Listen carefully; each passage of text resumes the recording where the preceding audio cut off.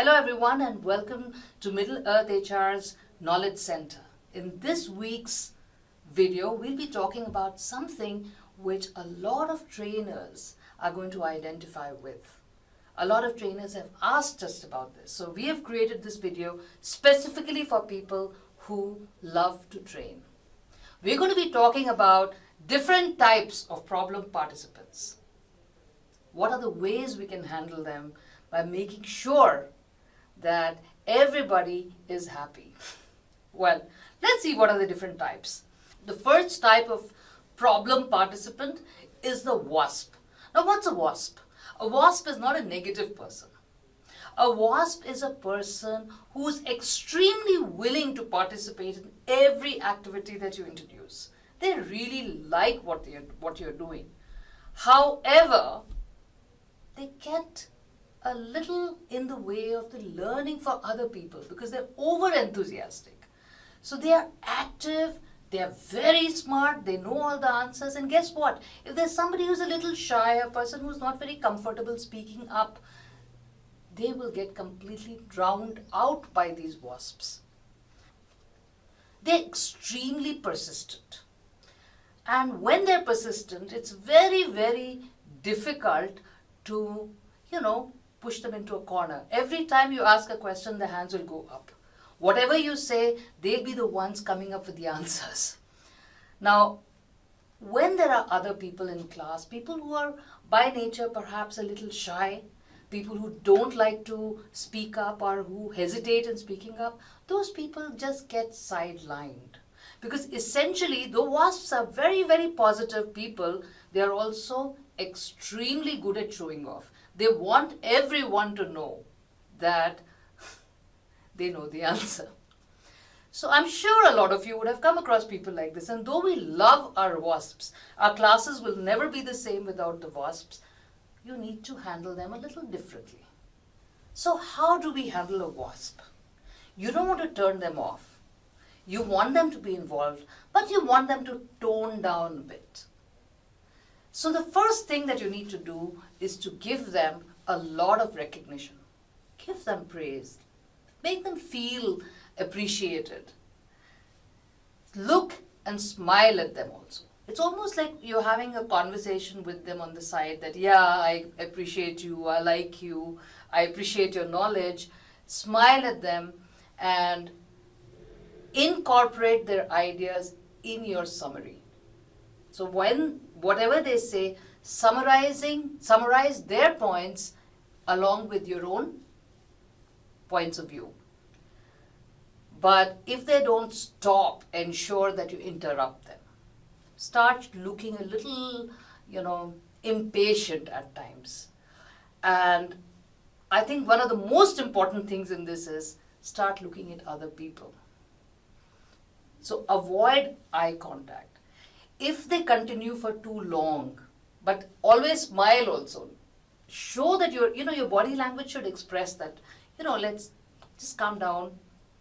And sometimes it's also good to say that, I know you have all the answers, but I would really like it if you could let others speak up also. In a way that it seems that you're more on their side and not correcting them in a very obvious fashion. That helps a lot. Now, let's look at the other type. The second type is a slug. When you think of a slug, what do you think? Do you think that they're very active? Do you find them being extremely enthusiastic? No, a slug means that they're a little slow. Now, it doesn't mean that they're dumb. It just means that they don't want to interact so much. So they're slow. If you ask them, they'll take their own sweet time in responding. They will be a little lethargic when you ask them something. It looks as if they'd rather not be in class. They don't even look inspired by what you say. Now, you put in a lot of effort, you put in a lot of feelings, emotions, and speak up and, try to involve them, but they look at you as if like, what is this person saying? So those people are a little uninspired. Extremely gloomy, sad. They don't look as if they are somewhere in the class, looking out. Now, how do you deal with these people? In a way, they can bring down the entire energy of the class just by being sad or just by being slugs.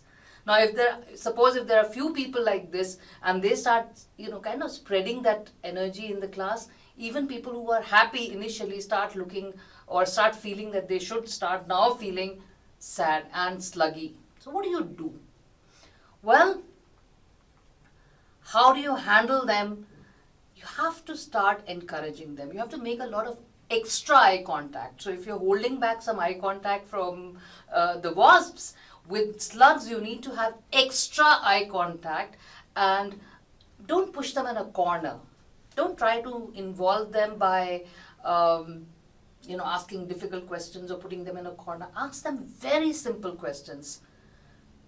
Something which they don't really have to think too hard to speak or to answer. They can just give an answer because they know the answer.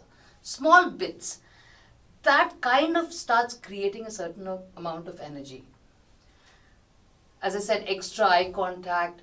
Talk to them privately. That means sometimes just go out during a tea break or something. Just go and ask them, is everything okay? Because sometimes it could be that they are feeling unwell. Maybe they have an emotional problem. Maybe they're having some problem at home. Maybe they're on some other issue.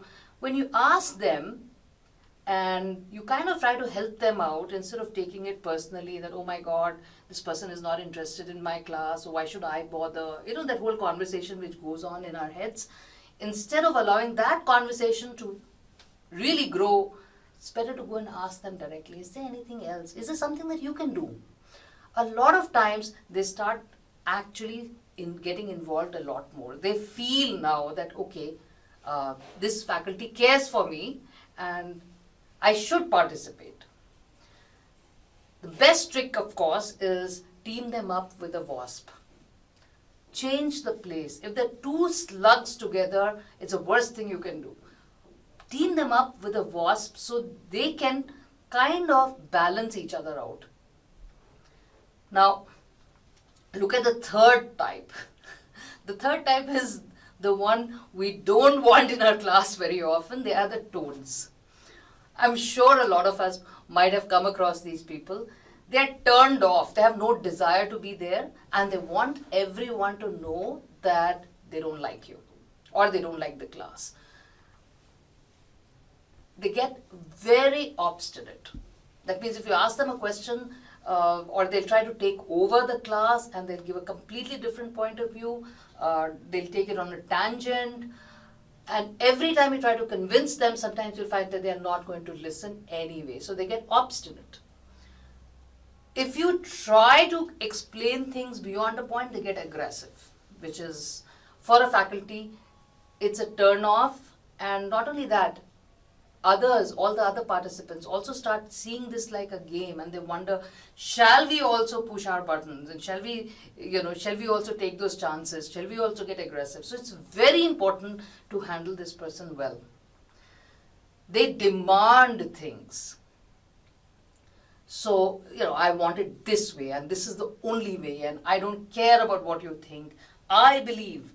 So there's a certain amount of aggression. There's can be a little tough, and can potentially spoil the entire atmosphere in the class. So what do you do as a faculty? How do you handle someone who doesn't want to be there, who is not pleasant to you, and can turn the entire class, if left to himself, against you? What do you do? So the first thing that you need to do is to, obviously, take control. They're demanding. And the last part is their smart aleck. The smart alecks. Smart alecks are those people who always have a ready answer. Whatever you say, they will come up with a very smart answer and kind of make you feel a little small, that you lose your footing. And that's what they're looking for. So as a faculty, what do you do? The first thing that you need to do when you're dealing with a toad is not take it personally. It's a most important thing. It's not about you. It doesn't matter who the faculty is, they would have done the same. So the first thing is to control your emotion. Understand that this person is not trying to insult you, person is not trying to hurt you. It's something that he or she is doing because of his own problem or her own problem, and you need to be very clear that it is not about you.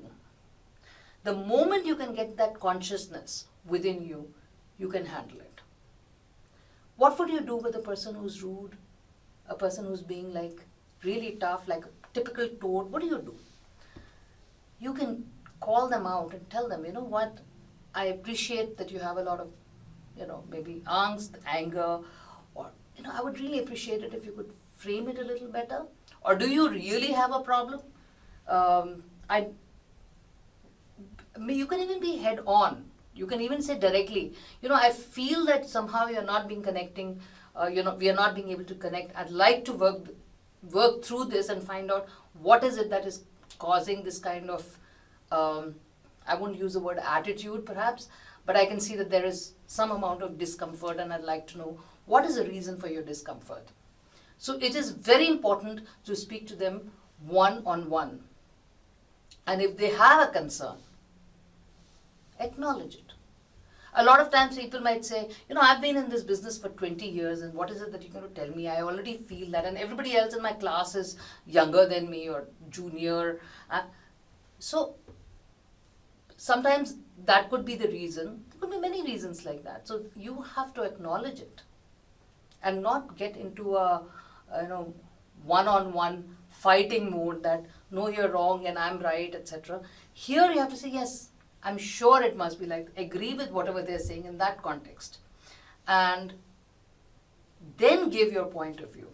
That now that you're here in this class, I would really appreciate it if you would allow others also, and you know how it is impacting the class, or it might impact the class. As a faculty, we come across all these people, and I'm sure a lot of us have already handled them. But when you start looking at them as wasps or slugs or toads, I think you start understanding that, okay, there is a technique to handle them. I don't need to start planning otherwise. I don't need to lose my temper. I don't need to lose my cool. All I need to do is to identify whether the person is a toad, a slug, or a wasp, and then choose accordingly. So with that, we come to the end of this Learning Bite. Thank you so much for watching. Do like, subscribe, and comment on this. If you have any particular kind of questions, please write it in the comment section. If you would like us to cover something else, talk about any other topic related to learning and development, instructional design, if you're talking about psychology, OD, anything to do with HR, please do feel free to write to us. We will create videos which you need, and we will love helping you out like that. So with that, we come to the end of this Learning Bite. See you soon.